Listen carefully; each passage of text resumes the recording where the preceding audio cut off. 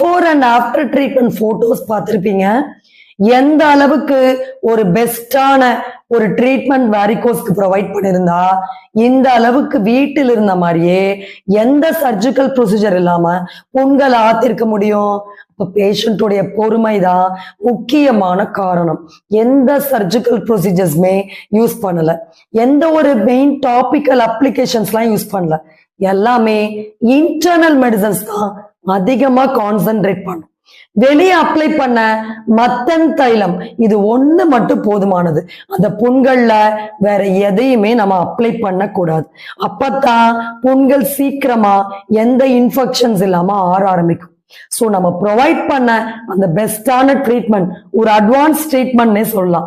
சரி, ஓகே. இப்ப நம்ம பழைய வீடியோல நம்ம என்னென்ன ப்ரொசீஜர் இதுக்காக இதை தான் நம்ம பேஷண்டோட டயட்லயும் இன்க்ளூட் பண்ணிருந்தோம். சோ என்னெல்லாம் ஃபுட்ஸ் அவாய்ட்